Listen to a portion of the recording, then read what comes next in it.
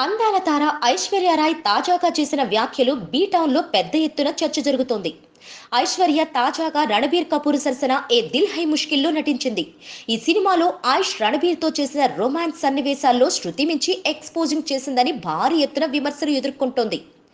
Late వయసులోనూ Aish screen romance చేస్తూ రెచ్చిపోవడం చూసి B-Town జనాలు ఆశ్చర్యానికి గురవుతుంటే, మరోవైపు బిగ్ బీ కుటుంబంలో చిచ్చు పెట్టిందన్న వార్తలు చక్కర్లు కొడుతున్నాయి.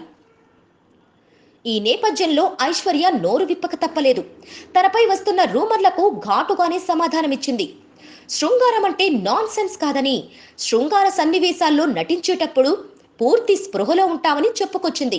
అంతేకాదు, కథానుగుణంగానే నటిస్తామని, అవేవీ తెలుసుకోకుండా కామెంట్స్ చేయడం సరైంది కాదని జవాబిచ్చింది. ఈ వ్యాఖ్యలు తన అత్త జయా బచ్చన్ కు కౌంటర్ గా ఇచ్చిందా లేక మామూలుగా చేసిందా అని మరో చర్చ మొదలుపెట్టారు బాలీవుడ్ జనాలు. Please subscribe.